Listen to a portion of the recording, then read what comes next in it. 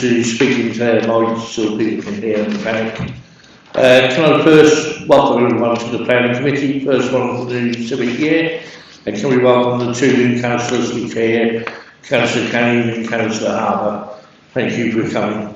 Can I also say at this point that our committee secretary is leaving, this is her last meeting, so she's been here as long as I've been here, now enough I think. So, and much appreciated the work you've done, especially in planning and other committees we're all sat on with you, Jackie, so we hope you have a great retirement. I've been very privileged to work with members, so thank you very much. Thank you. Thank you. Now, members, you know you're not allowed to clap.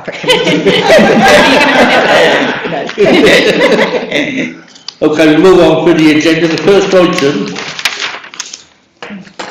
is election of vice chair. Have we got a nomination for vice chair? Yes.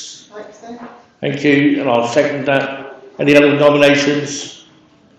No. Thank you. All those in favour, please show. Anyone against?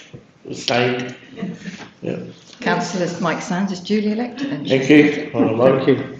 Apologies for that. Chair, we've had apologies from Councillors Princely and Councillor Smith, and I also understand that Councillor Haynes is intending to attend for the first item, and I apologise, I probably haven't checked my emails.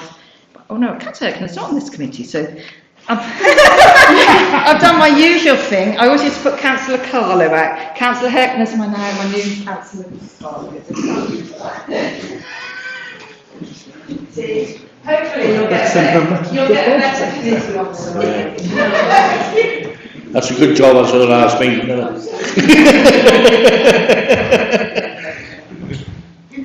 Oh, you can leave it on.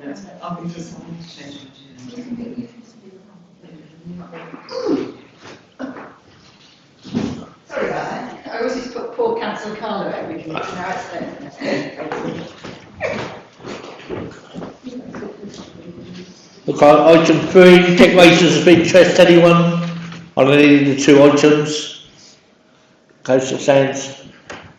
I was contacted concerning the first item and gave advice to residents, but I've not taken a predetermined position, although obviously I must have some thoughts on the application, but certainly not predetermined. Thank you. Just on procedures, that's perfectly okay for ward councillors to call in an item if they've not spoken or shown any which way they want to vote or any prejudice towards it or against it, then that's perfectly fine for them to vote on that item. Thank you. Any other? No, thank you. Move on to the first item for planning. That's the application of head rules. Item 5, and I asked Maria to take us through, or is it lower? We've got minutes of the last meeting, Chair. Not called this one yet. Is that number 4? Yes, we have. Yeah, minutes of the last meeting. Do we agree the correct record? Who was there? Yep. Yep, thank you. Happy? Yes. Thank you, Chair. Okay, so the item under consideration first on the agenda is for a property at 3 The Hedgerows. The application is for a change of use from a dwelling house to a residential institution, ultimately for children who have special support needs. You can see the application site outlined in red on this plan here. So the site sits at the end of a cul-de-sac called the Hedgerows, which is Y-shape, and it sits just at this end of the cul-de-sac here. This is the plot of land under consideration, and the cul-de-sac is accessed from Bellow Road in the Beaufort area of the city. This is the property. It's a detached property in a residential area with a double garage and 3 bedrooms. It's currently a C3 standard dwelling house, and as I say, the proposal is for a change of use. There are no physical works proposed. This is stepping away from the site, looking at that end of the cul-de-sac. From further down the hedgerows. As you can see, there are a number of properties on the cul-de-sac all of a fairly similar design. And stepping back further now onto Bellow, I think it's Bellow Avenue actually, sorry. Below, okay, thank you. Below Avenue, and with a view there into the hedgerows. And as you can see, there are a number of properties, all detached, 17 in total on the hedgerows itself. The plans here are existing and proposed because there are no physical works proposed under the application. As you can see, there is a double garage on the left of this plan with a driveway in front of that. There is then some living accommodation on the ground floor, including a kitchen, and 3 double bedrooms upstairs and 2 bathrooms. The proposal is for change of use to residential educational use for children with emotional and behavioural difficulties. There would be a 24/7 staff presence on site with 2 staff on shift at any one time. The proposal includes a maximum of 3 children aged 10 to 18 living full-time in the property. No physical works are proposed, as I said earlier. We've received a number of objections to the application, mainly surrounding noise and traffic impacts of the proposal. Officer assessment of the application has determined that the application should be recommended for approval. There are a number of considerations that we took into account in coming to this conclusion. Firstly, the application does involve the loss of a C3 dwelling house. However, given that it still provides a form of residential accommodation, this loss is considered to be balanced. And in essence, there are benefits to be gained from this proposal, which help us recommend it for approval as well. County Council have confirmed that this type of accommodation is needed in the city, but they haven't offered support for this particular application.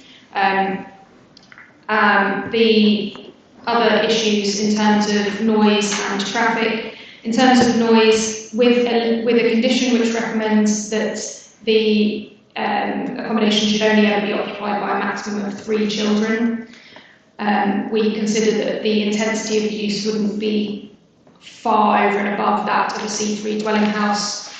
There'd be 3 children living there, two staff at any one time, and that's not hugely dissimilar to the noise you might expect from the comings and goings and the living of a family.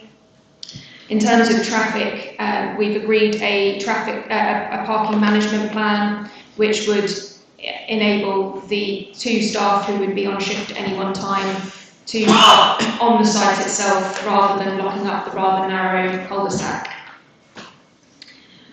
So subject to the conditions listed in the report, we are recommending the application for approval.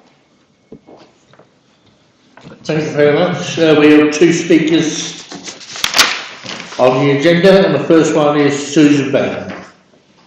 If you'd like to come up to the table. Morning. Thank you. You have 3 minutes. Yeah, Thank sorry, you. just give me a second. Yeah, no problem. Right. Morning, everyone. I stand by my consultation comments, but I'd like to question some of the officer's report.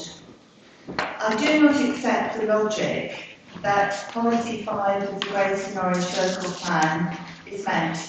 Policy 5 says the identification by Norfolk County Council of strategic needs for specialist housing within which the proposal can address will be a material consideration. But the officer's report at paragraph 16 says the opposite. This is not an application supported by County Council, and there is no evidence to support it. The officer does not explain how the application complies with, these are lots of words, social services children's sufficiency strategy, which is mentioned at paragraph 15. I do not agree with paragraph 26 that the application meets the criterion C of the policy DN15. The officer says the provision of residential care for young people with identified needs is a benefit that attracts weight in the planning balance and could be argued to meet criterion C, but this is wrong. The policy does not say that, and there is no evidence from County Council to support such a claim, so questions must be asked there. I'd like to question whether the conditions are reasonable and enforceable. I doubt City Council has the resources to monitor condition 3, compliance with the parking management, or condition 4, the maximum of 3 residents. I don't know whether these conditions meet the legal tests. There's a national policy planning framework, paragraphs 55 to 58. I think councillors should question whether the property is suitable for 3 vulnerable young people. I know that type of property well. The 4th bedroom is too small to function as an office and sleeping accommodation for an overnight member of staff. And I think if the scheme were approved, it should be limited to 2 young people. The small 4th bedroom being just a use as an office space. Lastly, I believe the officer has underestimated the harm on the residential amenity. The horseshoe shape of the eastern end of the cul-de-sac has an informal layout, and parking issues can easily arise. It's difficult to have confidence in claims about management of the property by the applicant. In recent months, sadly, the property has not been maintained very well. The windows at the front of the property have blackout blinds, and it now has a very unkempt and building appearance. Thank you. Thank you very much. Our second speaker is Helen Keeser. Thank you. Good morning. And you have 3 minutes as well. Thank you. Thank you. I would like to support Mrs. Bandler and all the points that she has made. I would also like to raise the fact that we could have done with more notice of this planning meeting. We only heard on Monday, which is not really very long for all the residents to discuss it. So the other thing I would like to ask is, I'd like to have more information about the company who's responsible for this proposed children's home, Specialist Care Limited. They seem to be a very new company, only going since 2023. Before that, they had the accounts were dormant, they had no employees, but now they have a care home in Eastbourne, but it has been inspected by the Care Quality Commission. So I'm just wondering if they have no expertise at all in running something like this, what do we know about them? And how can we be assured that the maximum number of young people will be 3? Is it possible that the planning committee can put in some restrictions to ensure that the number is kept to 3 young people? It would also be good for the neighbours of 3 the hedgerows if we could have the contact details of the main person responsible for it, in case there are any problems that arise. For example, with the HMOs that are in the close already, I think all the residents have the contact details of the landlord, so that if any problems arise, and there haven't been any, that we can contact him with any concerns that we have. And the other thing is, what about Lambert House, which is a purpose-built residential care home in Norwich Road? It's standing, purpose-built, beautiful place. It could accommodate quite a few vulnerable children. And it has a swimming pool, adequate grounds, and it's just left to rot. I would like to find out what the council are going to be doing about that. Thank you. Thank you very much. Now, did you want to come back to those Yes, queries please. for me, please? Okay, so a few points that I want to respond to, and Sarah also might want to jump in and respond to some other points. Firstly, regarding the conditions that we've recommended, I can confirm that they do meet the tests in the National Planning Policy Framework, and that they would be enforceable, etc. The Council, as we know, relies on members of the public to report issues to us, or for us to notice things, rather than us actively monitoring every single condition we put on planning applications. But that is the way that enforcement is dealt with. If there is an issue with that, that's an enforcement issue rather than anything that should stop us from granting consent with these conditions. With regards to the merits of the applicant themselves, we can't consider who has applied for planning permission. We must consider the application that's in front of us. Similarly, with the comments about another property that's available, it's quite a different property, firstly, and also we need to be considering the application that's in front of us rather than considering what to do about another site. With regards to contact details being provided to the residents, that is potentially something that we could request via condition. We could request some form of management plan that sets out how the applicant intends to alleviate any concerns with the residents, and one of the ways that they might wish to do that would be to provide contact details so that if there is any issue, they know who to go to. That's something for the committee to consider. Thank you. Can I just add a few little extra bits there? I see the concern around how it would be monitored, how we will ensure that it's run in the way that it's suggested that it would be run.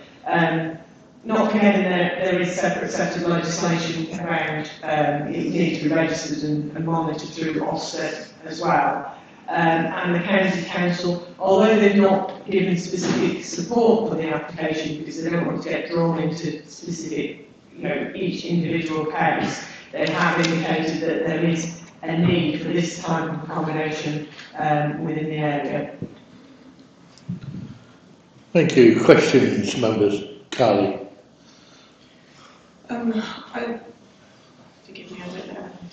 I note the traffic, the parking management plan, but I'd just like to understand what considerations being given to visiting professionals that may need to attend to support some of the children in residence, given that they may have complex needs. So the application that we've got before us provides space for four cars in total. That would be enough for all of the staff to park on site if they all travel to site by car. This is a relatively accessible location. It's reasonable to assume that some of those members of staff may not travel to site by car. They may use the bus, they may live in the local area and be able to walk or cycle to the site. There may well be some space left for any visitors, such as Ofsted or parents. But those visits are likely to be relatively infrequent compared to the staff members, and equally there may be incidents on the site already as a C3 dwelling house where there's no space on the driveway and people end up needing to find space elsewhere. Councillor Lovett. Thank you, Chair. Can I just ask about paragraph 4, where it says there are three of the dwellings closest to the junction with Below Avenue are licensed houses of multiple occupation. For clarification, is that 6 or more people in the houses, or is it less than 6? And that's relevant to the comings and goings and the already sort of the activity that's there that isn't associated with a normal dwelling. So the reference there to licensed houses of multiple occupation is not a planning. That's not a planning definition. That's a licensing definition. They will have met a certain threshold to require a license, but I don't believe that they are large houses of multiple occupation requiring planning consent. I haven't checked that, I don't know, but this paragraph is not telling me that they are large houses of multiple occupation, i.e. 7+ residents. Councillor Calvert. Thank you, Chair. Could you, again about the travel, what is the policy regarding the maximum and minimum acceptable number of parking spaces for C2 building, please? I'm going to see if Sarah can check that online. I have a supplementary question. Okay. If you fancy. There are 4 car parking spaces at any one time, or in fact 3 times a day we're anticipating them being occupied, all 4 of them at the same time. Where is the cycle parking, please? And will residents be able to store a bicycle? So with properties like this, we generally assume that there would be space on the site for cycle parking. For instance, this side porch area here is a covered area that attaches the garage with the main house. That wouldn't necessarily be used for anything else. That may be a suitable place to park a number of bikes. And they would be able to put up things like a shed in the rear garden without any need for planning permission.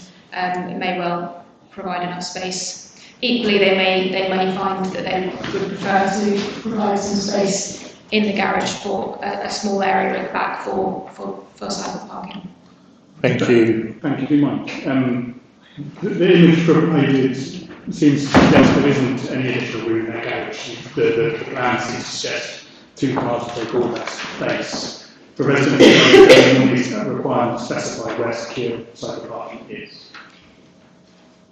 On sites like this, where they've got a very clear amount of space, we wouldn't normally request that on a dwelling of this size. We would normally assume that some property with a garden is going to find space somewhere, rather than asking for the exact details on every dwelling. Thank you. Councillor Young, we will come back to your question when they found it out. Thank you, yes. Councillor Young?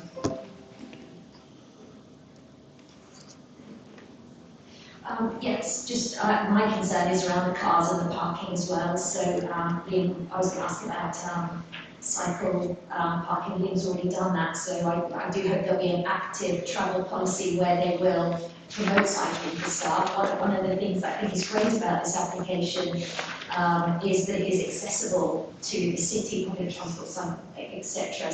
And if we assume that the 3 young people will have perhaps bikes as well, then that is a concern how they're all going to fit in. But my main question was around the parking, because the 2 cars in the driveway are going to block the garage. I just can't see how, when the new staff arrive to take over the shifting, there will be an overlap, there will be catch-up that will need to be done between staff. I just can't see how they're all going to be able to block the garage and then allow the cars to come out. So I don't know this area. Is there, although the close is very narrow, I heard, and inadequate to have cars left on the road, is round the corner, is there somewhere else that cars can be left? I think it would be reassuring to know if there was extra space for that. So with regards to the blocking of the garage, that is the purpose of the parking management strategy that we've requested. It would be that the staff on one shift would be required to park on one side, so that they would only be blocking in their immediate colleague. And the staff on the next shift would be expected to park on the opposite side, so that they're never blocking in the people who are leaving for them, etc. Therefore, there would, if followed, there would be no need for anyone to pull out off the road, let other cars out, and have that whole shifting of vehicles around. That's the purpose of that. I don't believe there's anywhere immediately close to the site to park on the road. It would be a little walkway, but yeah. Councillor Susans. First of all, can I have the map up showing what we've got here, the diagram of Oh, yeah. No, could I have what we've got in here? Yeah. Now, I do know the hedgerows, very well indeed, in fact, it happens, and that is a very small cul-de-sac. And as you can see on the map that we've been given there, the frontage for this particular house is considerably small as well. You can probably tell from the number of houses, there's 1, 2, 3, 4, 5, 6, that it is a very small cul-de-sac. Lara refers to people here as children. Now, I don't think an 18-year-old would consider himself a child, and the chances that they will have vehicles of their own is a concern for me when we're looking back at the parking situation.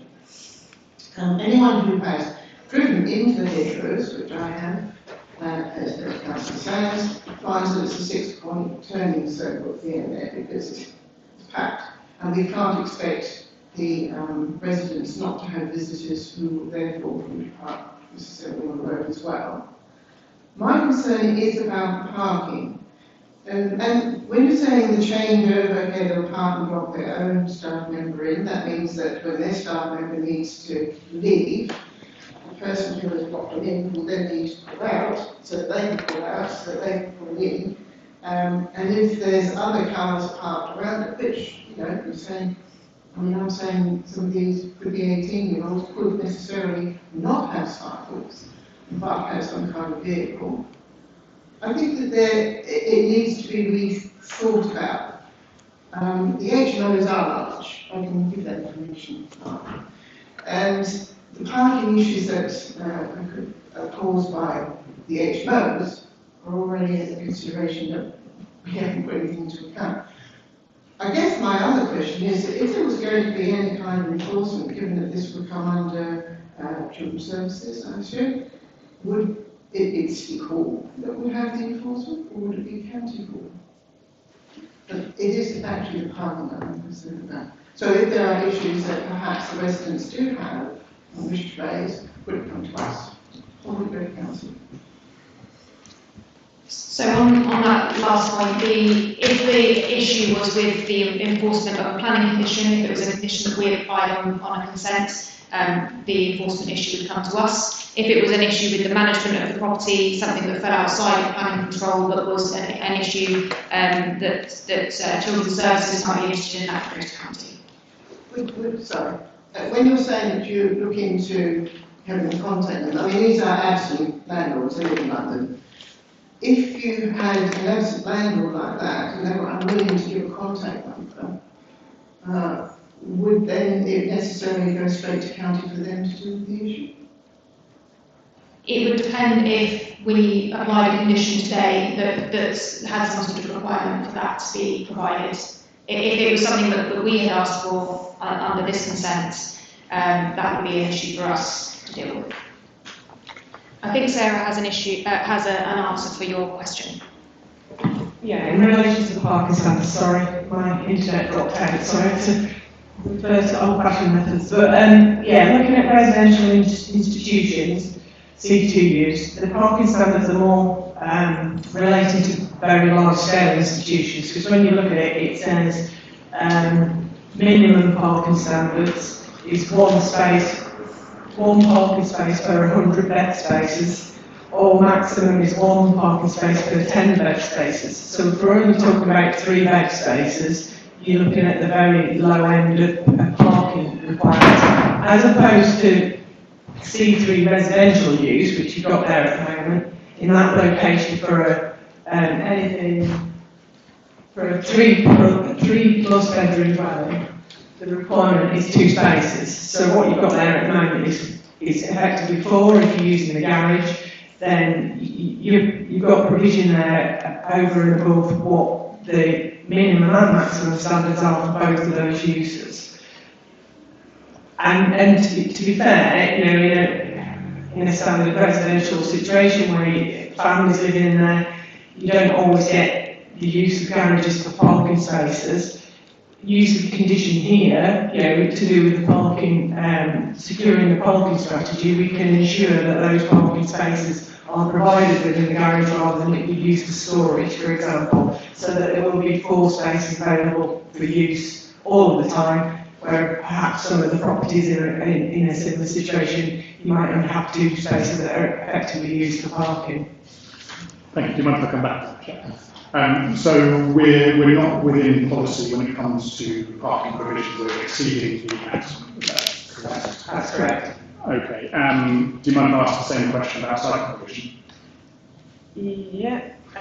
Cycle provision for a C2 use for staff is 1 secure and covered space per 10 bed spaces, and for clients and visitors 1 space per 10 bed spaces. So effectively, you'd be looking at two spaces there. And am I right in thinking we're providing those 2 secure designated parking spaces by virtue of the house being big? For the cars or the cycles, sorry, the cycles, yeah, you can make that provision usually within a shed, within the garden. But they're not proposing it, we're just assuming they will. We can enforce that, we can put a condition on there requiring them to make available the required number of cycle parking spaces. Okay, we'll move on to closest monitors. Thank you, Chair. I noticed on paragraph 14 on page 15, the police architectural liaison officer suggests that it would be wise to consider the content of the new homes guide. I wonder whether this was consulted and how much weight was put on this. The other thing that concerns me, which I suppose isn't strictly a planning issue, is from experience we know that recruiting people in the care industry is exceedingly difficult. Now, they've made a commitment to have 2 staff members on duty at any one time, and we're talking about 12-hour shifts. So we're talking about 4 people employed over a 24-hour period. What happens if and when this new care firm, Specialist Care Limited, has recruitment problems? It potentially means these children are left unattended or not properly supervised in this setting. The other thing that concerns me as well is I don't know that there's any firm condition that it be limited and restricted to just 3 people, because it's a large home. What is to stop at some stage in the future, should this be approved, the care firm concerned applying to convert the garages to residential accommodation, and given the size of the backyard, extensions at the back? Can we condition this that it will be restricted to just 3 people? Okay, so coming back, apologies if I miss anything, just remind me. In terms of the number of staff, that would be a matter for other regimes to control, to make sure that the children were adequately supported. In terms of we do have a recommended condition which would restrict it to 3 children residing there at any one time, which by the sound of it is what you're asking for. If they were to, for instance, convert the garage, there would be 2 issues we have there. One would be the parking, and the other would be the intensity of the use, and they would need to apply to do so. Because they'd be in breach of 2 conditions if they were to do that without planning consent. Did I miss something? I think I don't know whether I meant to ask, can we condition it that it can only be restricted to just 3 people? I mean, is there anything to stop them in the future from applying to extend the property to include further residents? So yes, we have a recommended condition, condition 4, in paragraph 58, which includes a maximum of 3 residents. So that is what you're asking for, I understand. If they were to extend or increase that number at any time in the future, there would be a further planning application. Councillor Susan's. Just going back to parking again, given that there's going to be 2 members of staff on site with their own cars every single day, and they will be the their changeover will require another 2 cars for the people who are going to take on the next shift. Every single day, there's going to be a manoeuvre of 4 cars in that very small area. Given that parking is tight, given that it is difficult to manoeuvre in that area there, can we put in any kind of condition that at least some of the staff, and I do take on board what's been said about cycles, there's no, there's not written here any provision for cycles. Is it possible, rather than have 4 cars moving around every single day in that small space, is it possible that we at least recommend that some of the staff that are going to work there come by either public transport or by cycle? So coming back on, firstly, just so that we're all understanding, the parking management plan that we have agreed with the applicant is such that one shift there will be potentially up to 2 cars travelling to site. They would park on one side, so they would park in one side of the garage and on one side and the same side of the driveway. Therefore, when they both leave, there's no manoeuvre to be done. They both just drive straight out. When the next shift arrives, they park on the opposite side, so that they occupy the other side of the garage and the other side of the driveway. Therefore, no opposite shift workers are blocking each other in, and there will be less need for manoeuvres in the small narrow cul-de-sac. Granted, each of these would need to either reverse in or reverse out, so there would be some comings and goings, just as there would with a C3 dwelling, but there wouldn't be the blocking in that would be a concern otherwise. From what I've heard from everyone, there are a few conditions that members might want to consider. One condition relates to a cycle storage plan.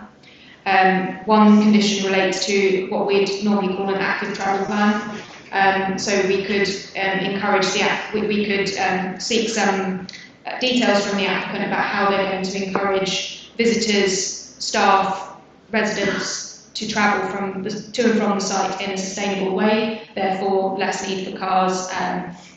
That's something else members might want to consider. And the other condition, it relates to a management plan which might include things like contact details being provided to residents. Can I come back, please, Chair, in response? Okay. I don't think too many see, in response to what you said, I don't think that as a resident with a normal C3 accommodation next door to me or indeed across the road, I would be happy with 4 cars being removed around every single day. So Just don't sound out a question to me. I'm coming to a question. Don't worry, Chair. Oh, just one question. question. I do actually disagree with what you said there. And I know you like to refer to them as children, but as I've already pointed out, they could be 18, 16, 17, 18. So do you agree with me then, based on your comments, that during the course of the day, there are going to be, over a very short period, manoeuvring 4 cars? One might be parked behind the other as the new shift comes in, so you have them drive in and then drive in, but in a very short time you'll once again going to have 2 cars pulling out, pulling out. That does not happen normally in C3, but do you agree that there's still going to be a fair bit of manoeuvring around in that extremely small area by 4 cars over a short period of time? That wasn't a question, that was a That comment. was a question. I asked do you agree because I'm basing it on Lana's comments, Chair. The assessment that we've gone through, including in the report, does acknowledge that there will be a large comings and goings, yes. Councillor Harper. Thank you, and I'm sorry to dwell on parking. I would be interested to understand what we expect the turnover of the resident population to be. You know, how long do we expect people to be resident in that space? Because I think that's relevant to, you know, kind of the issue of parking, traffic, noise, and so on. It'd be difficult for us to know that. Like I say, I hate to keep saying this, but it's to be dealt with through the regulation of children's services. I don't know whether it's intended that they be in this sort of location. I'm assuming it's within a residential setting, that they're looking to get the residents more settled rather than it being a short stay sort of accommodation. I know there's a lot of dwelling on or conversation and concern around the parking arrangements, but you know, the comings and goings associated with a residential dwelling will vary depending on the family that lives there. You know, you could have, it's a large family home, you could have young adults coming and going there as well as parents. So the concentration, I suppose, of that changeover is going to be around shift changeover, where you're going to have the known staff changes, and then there's an unknown amount of comings and goings associated with any other visitors that would come to the site. But depending on your neighbour, you know, you can have a busy neighbour, or you could have a very quiet neighbour. So it's those unknowns, isn't it? And with this sort of use, there are ways that we can try to regulate it and control it and monitor it in a way that if it does start to present problems, then, you know, if they're not complying with the parking management strategy, they've left obstructions that is preventing people from parking, and they then start to park and create issues in the cul-de-sac, then it's something that we could, you know, pull them to task on. Whereas in a residential setting, like I said, if people are using the garage for storage, they're limiting the amount of car parking that they've got already, and it's those unknowns, isn't it? And there's perhaps a little bit more ability to try to control it. Right, last question, Mike Sands, and we'll move on to discussion. The establishment in question has to be Ofsted registered, which means, of course, the residents there are going to be in education. And I'm not clear as to the plans for this, and I believe it does relate to planning issues, and that is, are these children or young adults to be educated on site, or which means there will be a continual flow of educational professionals visit, because we're not going to have an educational professional provide all the needs of these children. So there'll be a continual flow of educational professionals on site, or are they going to be educated off-site, in which case, again, there'll be comings and goings during the morning and during the afternoon. It's not at all clear to me as to what the ultimate plan for this is. I mean, I agree the children need somewhere to live. More importantly, I agree that they need proper provision or proper access to education, but I'm not certain that this plan seems to provide this. The proposal is that the staff who would be on shift during the day would deliver education to them on site. They would spend their time on site, no doubt going out for certain reasons, but their education would be provided on the property itself. Okay, we'll move on now. The recommendation is to approve, and I'll move that. Seconder. Thank you. Discussions. Councillor Lovick. Yes, thank you, Chair. I mean, I think it's worth remembering that as a council we do have an obligation to provide housing for all sorts of people, students, to people with learning difficulties. And we have heard that there's 3 houses close to this site that do have students in, and that could be 6 students. And they could all have cars. Probably this may have arisen out, the concern for parking may have arisen out of what the residents see. It happens with one house with 6 students with 6 cars, let alone 3. So I dare say there is already issues with regard to parking. And we've often talked about students and parking, but I don't think we've ever had such a conversation about controlling student parking. And you could have a house with 4 adults in, and parents all have cars. So I think we've got to put this in context. And I think this organisation is doing its best, and we're doing our best, the officers are doing their best to control the parking as much as possible. And I think it will work quite well if they've got a plan and if they keep to it. I think it will work quite well. I'm not saying it's going to be easy because I suspect in this small cul-de-sac and lots of cul-de-sacs around, there are already problems with student parking. But that doesn't mean that we can't accept this on its merits. And there's lots of things that we can't control. As we know, it's Ofsted controlled and they've got lots to do to sort of adhere to their regulations. But I do think the suggestion from one of the speakers, and I am sympathetic to the problem of parking, but it's something that we all have in our daily lives, and it's not going away. And yes, we've had some good suggestions about parking, cycle parking, and also encouraging people to use public transport. But nevertheless, I dare say this will have an impact, but one that people will have to live with. And we've done the best we can to minimise it. The idea of the suggestion of getting to know the people who run it, and hopefully people who live there as well, is a very good one. And then if they do have some problems and see anything not working as well as we hope it will work, they can go approach the people living there. And I always say this with people who've got students around them. Get to know them so that you can go and talk to them when you've got problems. And the idea of actually having the contact details of the landlord is really good. And if they've got that already, I think they're probably already being active with neighbours. And so hopefully, I think paragraph, is it 40, it said that they do hope to have an open, intend to hold an open event and further outreach prior to first use to share information with the local community and key stakeholders. So they're showing that they are wanting to work with neighbours. So I'm very supportive of this application and the idea of 3 young people with learning disabilities of whatever the degree of severity.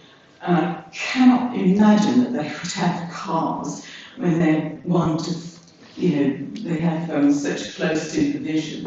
But nevertheless, I am very supportive, and I hope we can see this through. Living in an accessible location and in a fairly normal sort of dwelling, and that's what people need.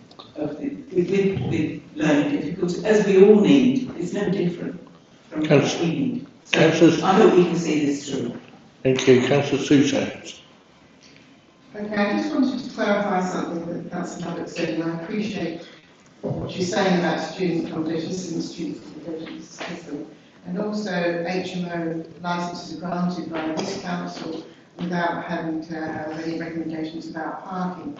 And the reason we're having this discussion today is we actually, for once, do have the opportunity to express what we feel about the parking arrangements. When HMO licences are granted for student accommodation by the council, can you hear me? It's flashing red, isn't it? Okay. That's not something that we sit down and discuss as we are doing today. So being allowed to and being able to have an input into our concerns and residents' concerns, as it turns out, but our concerns as the planning committee about parking, for once, I find quite refreshing. The people who will be working there, and it's learning and behavioural difficulties and innocent extinction, I fully support the whole idea of supporting young people. But there are long shifts, and I think this was mentioned earlier, it's a 10-hour shift, so at least one of those, but I think those shifts are probably going to end at night. Now, this holds that there are some HMOs, there are also some people, older people, obviously it's my rules on this, who have, let's not say they're in the flush of youth, let's put it that way, and have needs and have probably a good need for a good night's sleep is probably part of that. But I am concerned that if there's no provision being made for them to be able to cycle, there's no provision for the people, for the young adults that are there to put cycles away safely. I think sticking it in a shed somewhere is a little bit crazy, or sticking it in the back garden and get stolen from the garden. And I think also that if you're going to be serious about opening what is a business, let's be clear about this, people are making money from this, if you're going to open what is clearly a business, then you have to be a lot more serious about the parking allocation, how it's going to work, and are we going to make any kind of provision for people who aren't necessarily going to rely on the road to park. I think that, I don't know, it doesn't look quite right to me. Yes, there are already parking difficulties in that area because, as I pointed out before, it's a very small cul-de-sac, and I don't think that this is actually going to improve it at all, so I won't be voting for this. Councillor Calvert. Thank you, Chair. I think the idea that we can provide such a facility for young people is excellent, it's vital, it's important. All those things said, I am really very disappointed that we have provided what is in a sense a commercial venue in a cul-de-sac, and we have given what appears to be no thought to active travel or alternative to private motor vehicle usage and ownership. We are essentially baking in we're essentially forcing people to drive to this location because we've not considered any active travel provision at all in this. The idea that bicycles should just be somewhere, that needs to be a firmed up plan. I'm also looking at the garage, and I wouldn't mind if an officer came back to the meeting for this, but we have the opportunity to ask a question, has swept car analysis been done on whether people can actually reverse past off the cul-de-sac, reverse down the driveway, past the parked car, reverse through the garage doors, or the opposite journey, which is they have to reverse out of the garage, reverse past the parked car, reverse onto the road, and then depart. My experience of people in their garages is people just don't park in their garages because they find it difficult and challenging. And if they find it difficult and challenging, they just won't do it.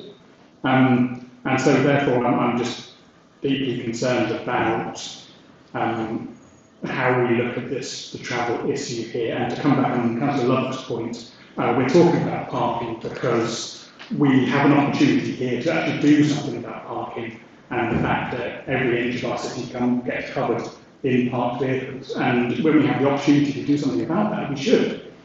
Thank you, Chair. Councillor Young. Okay, firstly, quickly, I'd just like to say that I fully support an active travel plan that does include also where visitors will park, ideally off the site, because you can see there are issues around that, and this is very brief, it's in the middle of the ship, and also procedures for getting the young people around, because they will have various appointments, activities to attend to. So the active travel plan needs to include how they will be moved around over a period of time. The other comment I wanted to make is I'm quite familiar with these types of settings in my other job. I do visit quite a few, and my understanding is that generally they are under-occupied, not maximum or over-occupied. It's not possible for this to be over-occupied. It's a 3-bedroom, 4-bedroom house, but one is needed for staff and an office. There are only 3 bedrooms, and in all the facilities I visited, there are usually empty bedrooms because it's really important to get the needs of each individual young person met. There's a lot of issues that can arise with putting a high number of young people together when they have very complex issues. There are likely to be long gaps where they're waiting for the right young person to come in that fits in. The priority will be, I know it's a private company, but they also have strict procedures to fulfil, strong safeguarding regulations. I assume these will be looked after children. The local authority will be the corporate parent, so there'll be lots of safeguarding regulations they will be adhering to. And sorry, I've lost my thread. But yes, so I think careful thought will go into this because they know that what's important is that the young people who come into that setting will be able to stay, and it will be a safe family-like environment for them. That will be that's what's necessary. That's what will be required.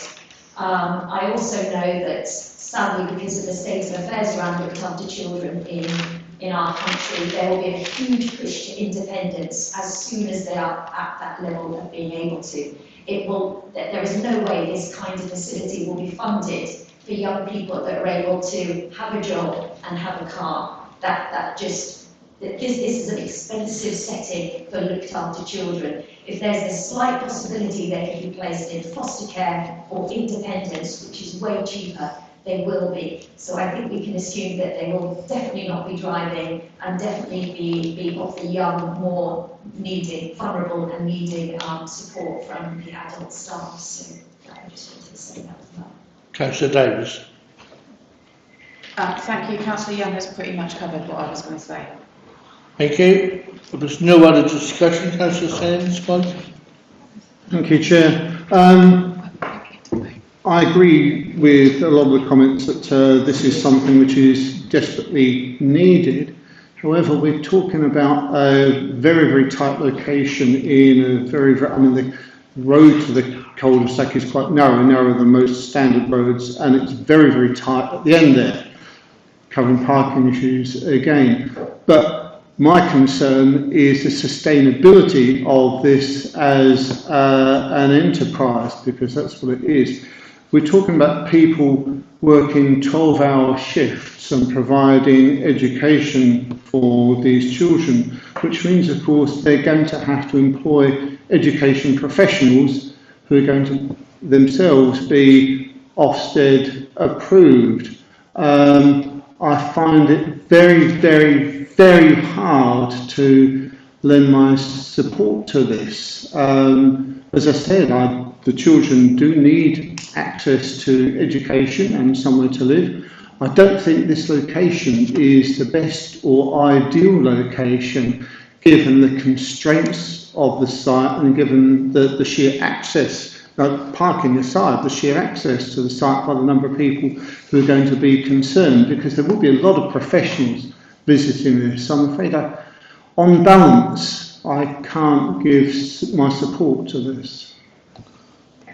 Okay, I'm going to give my support to this. I think it's an ideal situation and an ideal place for it to be.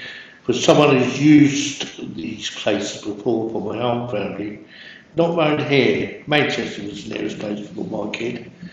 Got put into a place like this. Ideal. Social services look after the kids. It's the best place for them to be.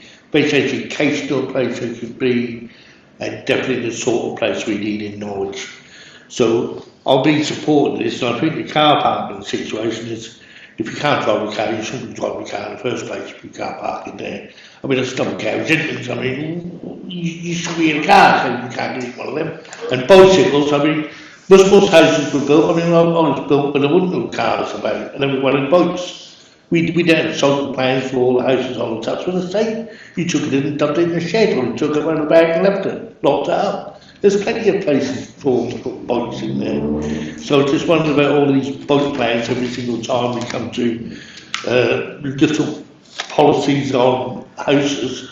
I just think it's wrong. So I mean, if they want bike, they bike. If they want come in the car, they come in the car.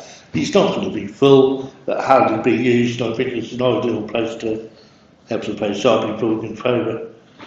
Okay, we're going to move on to the votes if someone else wishes to speak. Emma, you're just coming in with some... Lara. Can I just clarify before we go to the vote whether any of the conditions that have been raised are part of the vote? Yes, I think they all are. Okay, so the three conditions, as I understand them, are a management plan to include contact details to be provided to residents, an active travel plan to include staff, residents and visitors, and a cycle storage plan to be provided. Could I have those moved and seconded, please? Okay, I'll move them all at once, unless anyone's got anything.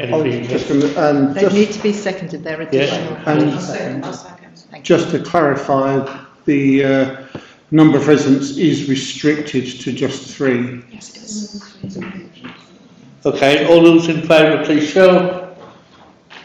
Chair, that is a recorded vote, as members of the committee know, so I will just call your names out, please. Those voting in favour, and you can put your hands down when I've called your names.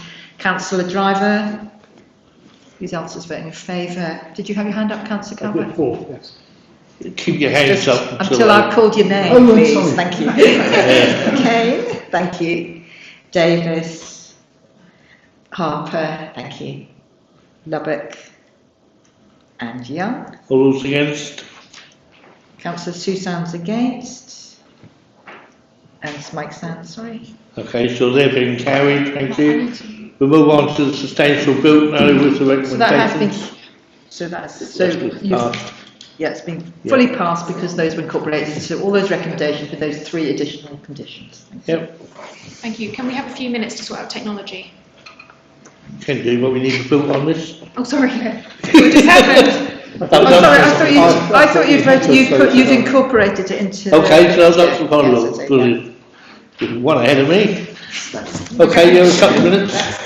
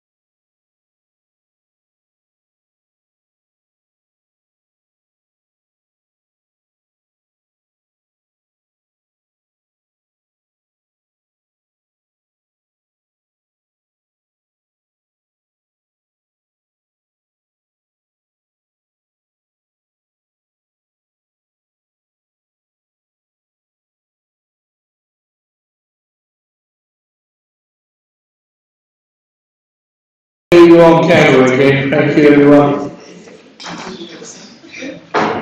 We move on to our second planning application, and that is Heath House, Public House on Gertrude Road. Thank you. Sam, do you want to take us through the report? Yeah, good morning. Thank you. So this is an application for a change of use of an existing public house with an ancillary flat into one dwelling. So Heath House is at 99 Gertrude Road, which is in the north of the city. It's not moving, so... Oh, here we go. It's, so Heath House is on Gertrude Road on the south side between Gareth Court and Maltby Court. Sproulston Road is to the west of the site, and Mousehold Heath is to the north of the site, the sort of Vinegar Pond area of Mousehold Heath. So to the west of the application site is characterised by early 20th century terrace housing, and to the east it's 1930 semi-detached and short terrace housing, type council housing. So Heath House is a locally listed purpose-built public house which sort of divides the two areas of the street.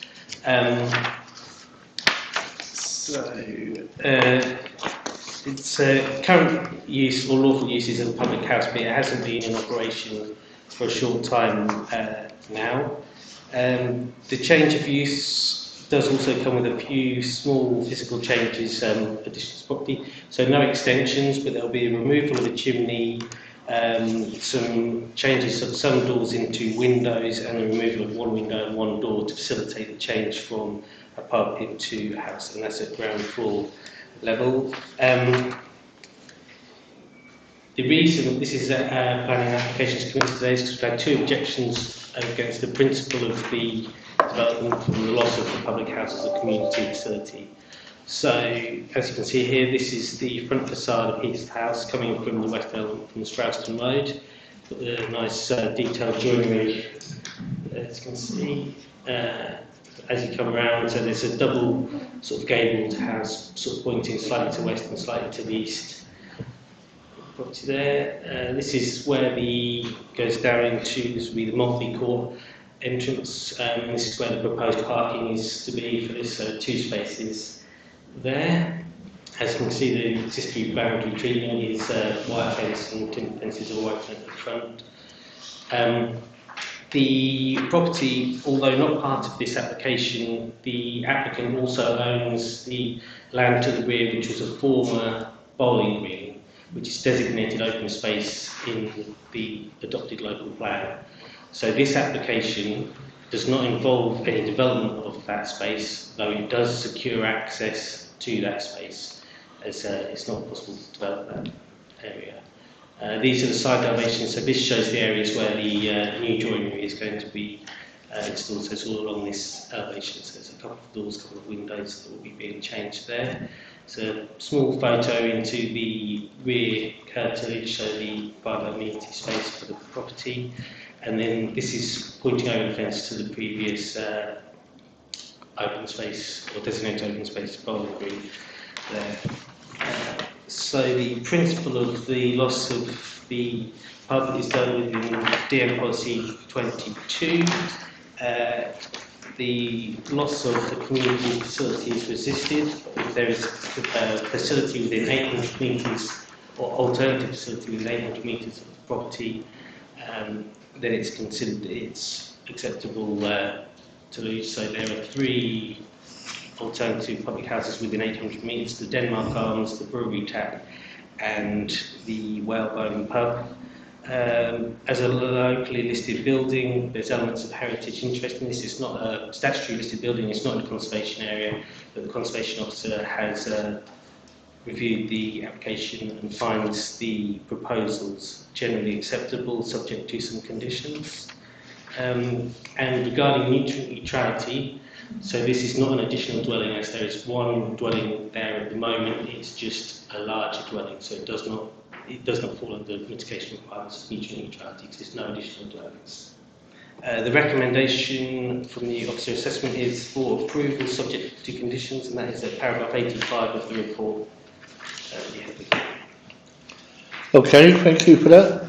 We've got no speakers on this, so we will take questions. Councillor Davis.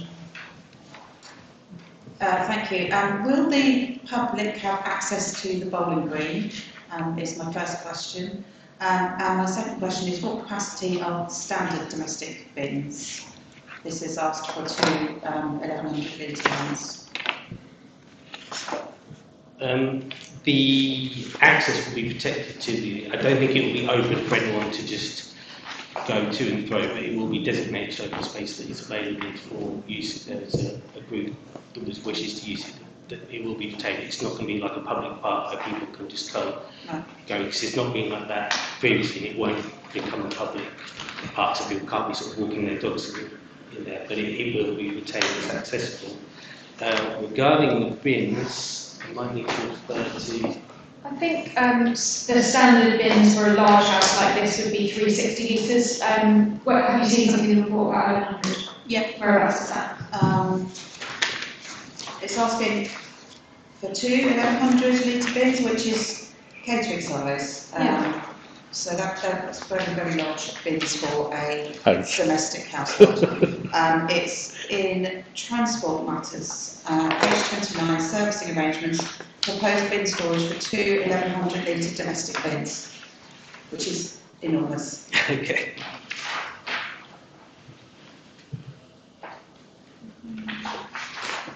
Sorry, I'm not finding it. Page 29? Page 29. And it's summary of proposals, key facts, 21, servicing arrangements. And this down to violent a whole, isn't it? Is there anything on the plans?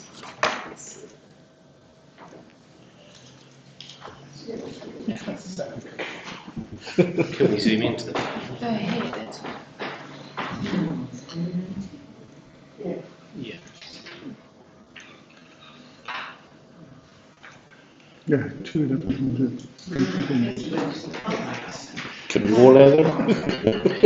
We only need the So, once a week. yeah, the plan does oddly say 1100 bins, which is, they wouldn't be necessary for a property of this size. Ultimately, there is space for bins of the size that would be necessary for this property. The council would be collecting bins and would buy bins for this site, so they're not required 1100 bins. That is an error. We can clarify that via an informative, for instance, if it's deemed necessary, but ultimately that wouldn't actually be the case. Okay, just one thing on that. This is an underhanded way to get the house to multiply the occupation. I mean, they already ordered the big bins. They've got 7 bathroom toilets. I mean, I've never known a family of 4 to have 7 baths in one go. You know, that just won't happen. So it seems to me this is an underhanded way to get this approved, get all the work done, and then to apply for the house mobile application. We can't really turn that down because they already got 7 bathrooms, they already got this, they already got that. So why would you turn it down in the end for? And I just seem to be worried about this underhanded way of doing it. And we can't put no condition on to say they can't have one either, can we? That's correct. It is an application for an individual dwelling. Under permitted development rights, it could be a small HMO as well. If it wanted to convert to a larger HMO, then that would require another planning application in order to do that. Okay. Councillor Owen. Thank you, Chair. Yes, in paragraph 30 it says about access for recording. Should that also be a condition so that the recording of the information? As this is a liability building, it's not in a conservation area, it's not statutory building.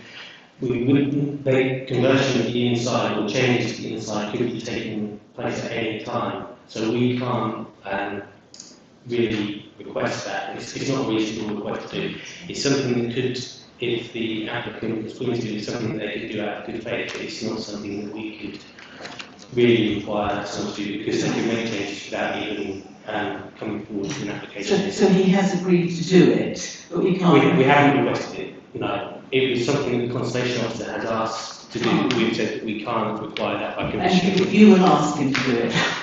We can ask to do, but we can't require. So it can't be a condition. It can't. Thank you, that's clear. Thank you. Any other questions, Councillor Calvert and Councillor Sands? Thank you, Chair. Forgive me, it's parking again. The yellow area on the plan says 2 parking spaces, which is in line with our policy, and we've done a structural analysis to see how we can get in and out safely, which is reasonable in my mind. The yellow area is part of the plan, and it's a large and area of hard standing. What is its purpose, please? That's the area which is secured access. So this yellow area here is what you're referring to, isn't it? And then that takes you down to the protected open space at the bottom. So that yellow area is the vehicle access to the open space which is sustained. So we're securing access. If we didn't secure the access to the open space of that, we would be preventing the open space from being usable, which would then mean that the principle of development wasn't acceptable because we'd be losing the designated open space to the rear. So that yellow area is not for the parking or use of property, it's for the secured access to the designated open space to the rear. Thank you. And one follow-up. On the plan on your first, the initial plan on page 1, I guess. Oh, well, so forgive me, page 24. 26. Your red outline plan. Whenever those plans are drawn up, so the ordnance survey map, this is what I'm talking about. Yeah. So it's going quite slow. There is no vehicular access to the rear, there's a fence or barrier of some description there. So presumably Bowling Green is operated for some time without vehicular access. Bowling Green shut down years before the pub. It's been planning permission on the Bowling Green 3 times. Yeah, I see. Turned down. I'm trying to find that map so we can. So that line there you're talking about. Yeah, so it appears that there's no. At the time, I don't know where that plan is from. That line there doesn't relate to anything that's physically on site at present. So that must just be a ordnance survey line from the past. So it doesn't relate to a. I think if I could show you the photograph, should make that clearer. I guess my question really is. So that would be. So I guess that's that line there where there's that open gate there. So that would relate to that. I guess where there's the open access through to that area. I guess my question is we seem to have restricted them as per policy to 2 parking spaces, and then by dint of this access arrangement, we've given them a further 8 parking spaces, which matches nicely with 7 bathrooms. It was requested we need to maintain the access to the open space. It wasn't requested additional parking spaces, so that was something that we needed to secure in order to retain protection. Can we secure by condition not that access not to be used for parking? It's not within this. It's not within the application, is it? Yeah, but that access area is within the application boundary. We can't really say it wouldn't really meet the tests to have a condition that said you can't park on this area of land.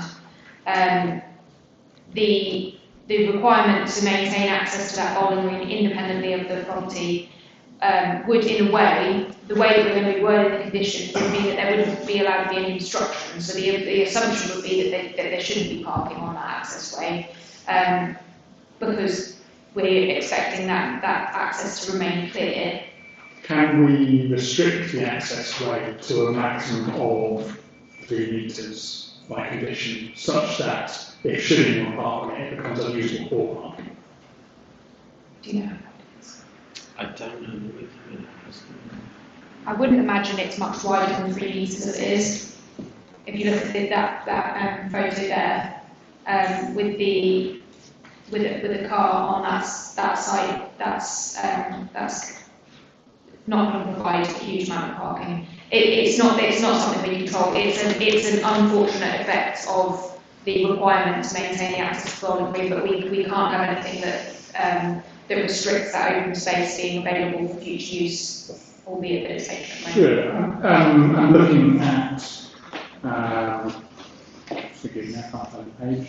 Page 40, it would have gone with the yellow area.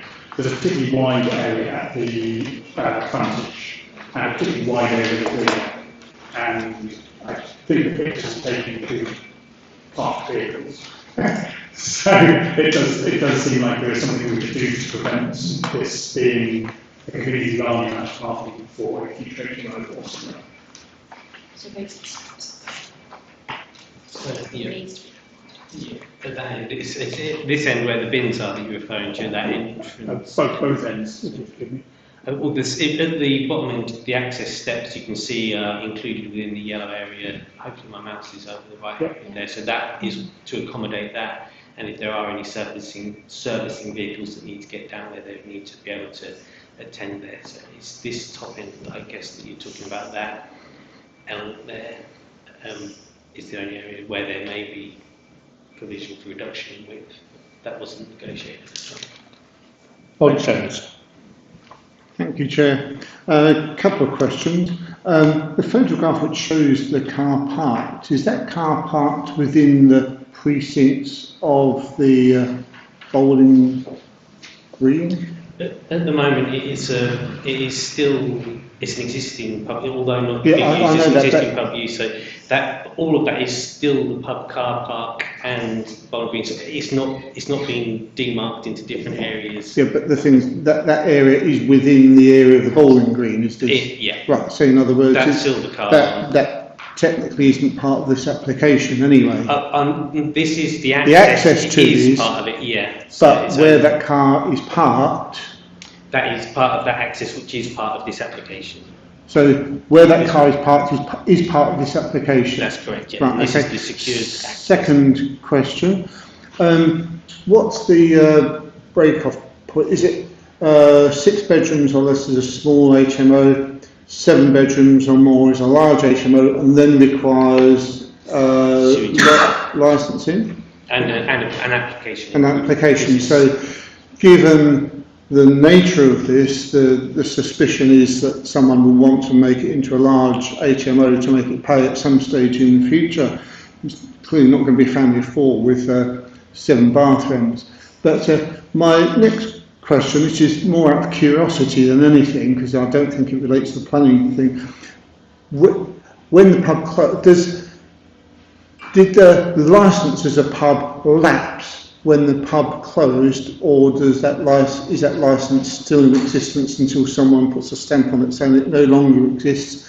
And should someone at some stage in the future decide to reconvert part of the ground floor, could they turn it back into a bar, for example? I'm not sure about the lapsing of the licence, I'm afraid. I'm not sure how this property is actually still currently listed on, I think it's Pim & Co. for public house and ancillary accommodation. So I think that still use is still being advertised available for rent. So I'm not sure what the status of the licence is, but I think that the previous licence holder probably no longer holds license. I don't know, I'm afraid. Don't know, yeah. But conceivably, at some stage in the future, if someone wanted to take half the ground floor and convert it back into a small bar, and the rest housing, accommodation, whatever, conceivably they could do so. As I said, that's just my curiosity. It bears no relation to planning matters, really. So long as amenity could be protected and the two functions could work together, that would require an application to go back, but yes, that could be conceivably acceptable. Councillor Haynes.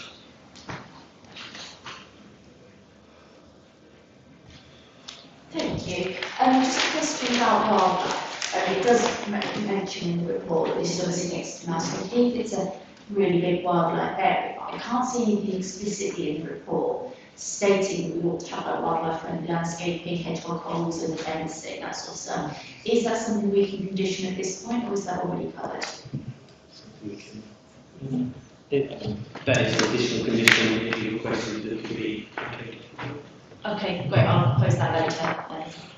Just to add to that, we do have a recommended condition 8, detailed scenic landscaping. I would personally would prefer us to wrap that into that condition. That's fine. However, So just to clarify that, yeah. Okay, thank you. We'll move on to conditions. Yeah, go on, Bob. Mulberry Court seems to provide access to the bowling green from the public highway. is for some reason that's not access? There's no existing access there, and there's a difference in levels, and there's trees and TPO trees along that boundary, the existing boundary.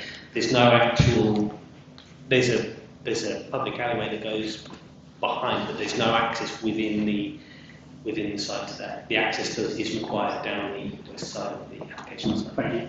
Okay, the recommendation is to approve. I'll move that. We've got a second. Thank you. Discussion? No, I haven't had my question, Chair, because I put my hand up previous to... It's going to be a question, not discussion. Yep. Yeah, well, Come on just then. before you moved on to discussion, actually. Okay, we'll take your question. We'll move back. Thank you. In the past, in planning committee, we've looked at extensions to houses in a variety of wards and have expressed concerns that this may in fact be used as an HMO.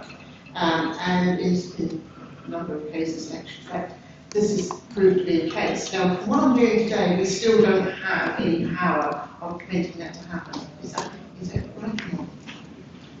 It is permitted development to use as a small HMO. Large HMO would require a separate planning application, so that would have to be determined separately. We don't have an article full direction which removes permitted development rights to prevent HMOs being converted to. So. Thank you. Okay, it's been moved and seconded. The recommendation is to approve. We move on to discussion now.